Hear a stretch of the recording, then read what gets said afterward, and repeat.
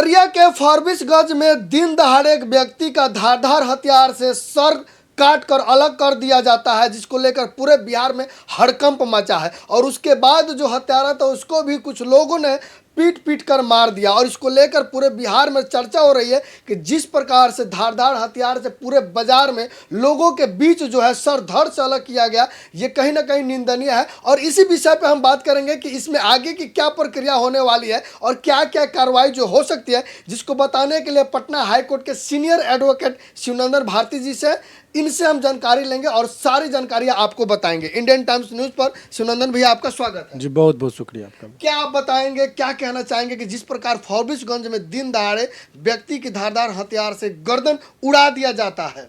देखिए, ये घटना सभी के आत्मा को झकझोर दिया और वो सोचने पर मजबूर कर दिया कि आज की समाज का सोच क्या है और आज का समाज जा कहाँ रहा है। सबसे पहले वो अभी जो आपका साइड में वीडियो चल रहा है जिसमें आप दिखा रहे हैं कि वो आदमी देखिए किस तरीके से वो एक तरह से पहले काट रहा है, फिर सीना पे बैठ के उसका गर्दन को अलग कर रहा है। केवल मौत ही नहीं, उसका गुस्सा तब तक नहीं शांत हो रहा है जब तक कि उसको सर को गले से अलग नहीं कर दिया गया। और उसके बाद धड़ से अलग कर दिया उसके सर को। उसके बाद उसको देखिए कि फिर भी बेखौफ, और ये स्कूटर वाले जो जा रहे हैं वो पीछे जा रहे हैं, लोग सामान्य दिनचर्या की तरह काम कर रहे हैं, किसी को कोई मतलब नहीं है। वो लग रहा है कि जैसे कुछ पता ही नहीं चल रहा है। बहुत बड़े इत्मीनान से लोग जा रहे हैं, आ रहे हैं, कहीं कोई भागम भाग नहीं है। वो भी आदमी अपने हाथ से चाकू को रखे हुआ है। तो ये आखिर इसका हौसला इतना आता कहाँ से ऐसा? इसके पीछे सभी लोगों को बहुत बिंदुवार अगर विचारण करिएगा तो सबसे पहला चीज़ है कि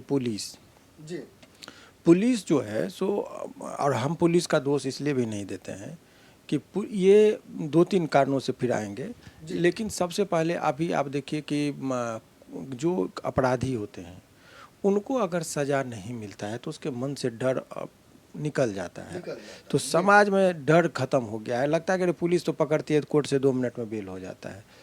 तो कोर्ट को भी जो इस तरह का जो मर्डर में केस में किसी का नाम चला जाता है और बड़े इत्मीनान से बेल मिल जाता है, तो ऐसे लोगों पर कोर्ट को भी बहुत ही चीज़ों को सख्ती से पेश आना होगा। दूसरी बात, सरकार को भी मैकेनिज्म डेवलप करनी होगी कि जल्दी ट्रायल हो। अब 2002 ईस्वी में मर्डर हुआ, उसका अभी तक ट्रायल पेंडिंग है।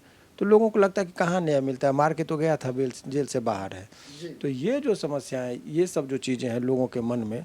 अभी अनंत सिंह जी पर इल्ज़ाम था कि दुलार चंद यादव को गोली से मारा। तो चूंकि हीरो नेता को लोग उदाहरण के तौर पर, अभी अमिताभ बच्चन से क्यों हम पॉन्ड्स का प्रचार करवाते हैं कि हीरो लगाया था तो लोग भी लगाएगा। तो प्रेरणा वहीं से लेता है जो समाज को लीड करता है। तो अभी हम ये नहीं करें कि अनंत सिंह जी पर क्या इल्ज़ाम था, लेकिन अनंत सिंह जी पर इल्ज़ाम यही है कि भाई उन्होंने दुलार चंद यादव को हत्या किया और 6 महीना के अंदर में उनका बेल मिल जाता। तो लोगों को एक कॉन्फिडेंस आता है कि अच्छा, अनंत सिंह जी को 75 को केस था, क्रिमिनल हिस्ट्री था, फिर भी बेल मिल गया तो हमको भी मिल जाएगा। वहाँ से वो सीखने लगता है। तो वो एक जो प्रवृत्ति होती है, ये अनंत सिंह का मैंने एक उदाहरण दिया, इस तरह का अनेकों लोग हैं जिसको बेल यदि मिल जाता है। तो एक फैक्टर ये है। दूसरा फैक्टर आप समझिए कि हर आदमी की सुरक्षा के लिए हर जगह पुलिस मौजूद नहीं होती है। पहले गांव से थाना इतना दूर होता था, लेकिन ग्रामीण स्तर पर ही लोगों का डर होता कि अगर कोई गलती करेंगे तो गांव का जो शिक्षक है, मुखिया है, वही मारेगा हमको, पुलिस बाद में मारेगा। और पुलिस भी आती थी तो सामाजिक लोगों को महत्व देती थी कि आप लोगों ने जो पहल किया वो बहुत अच्छा किया।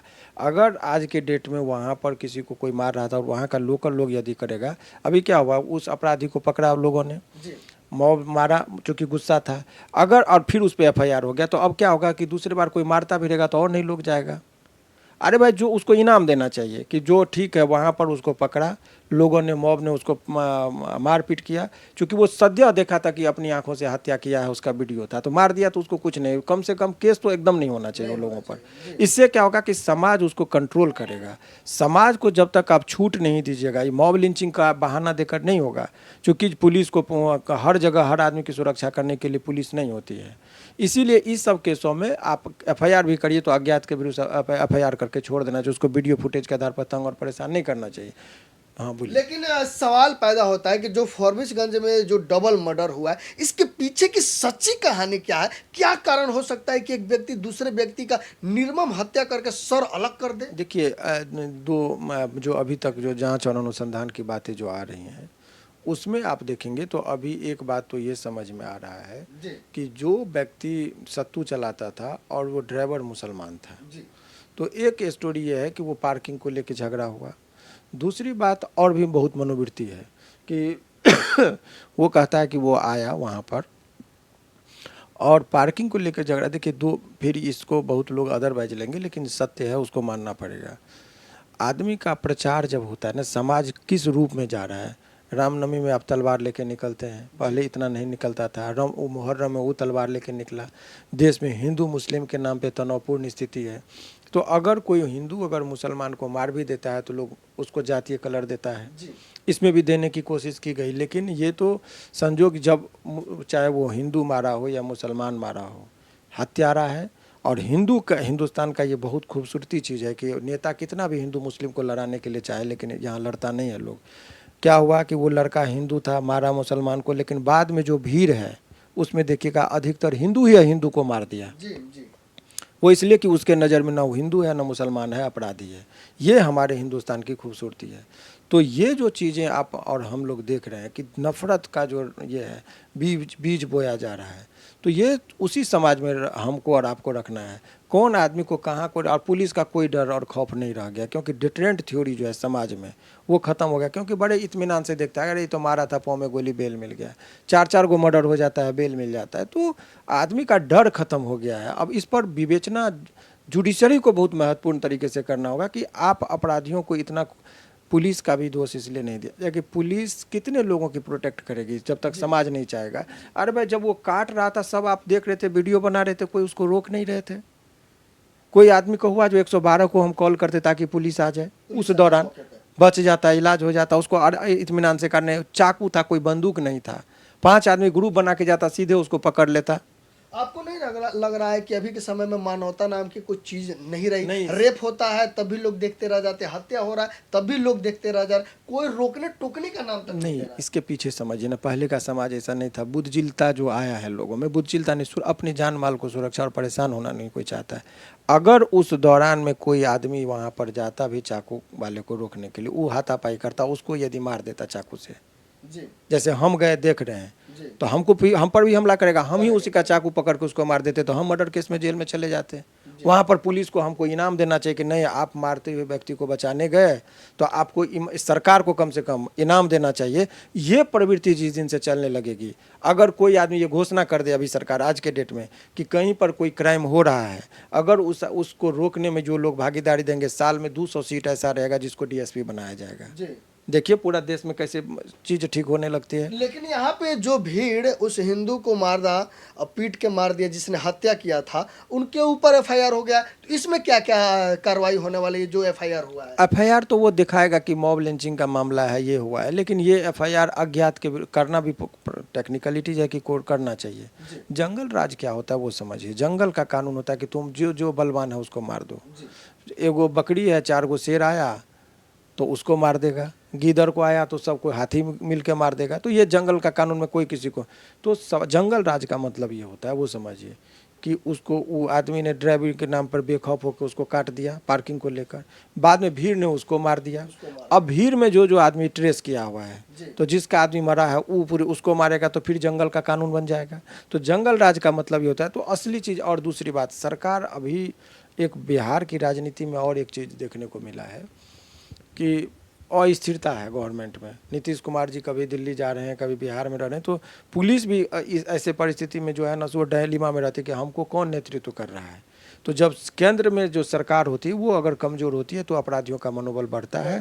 तो ये सब भी बहुत सारा फैक्टर कि अस्थिर सरकार या मजबूत सरकार, इतना वोट होने के बावजूद भी मुख्यमंत्री स्थिर नहीं है, मजबूत मुख्यमंत्री नहीं है।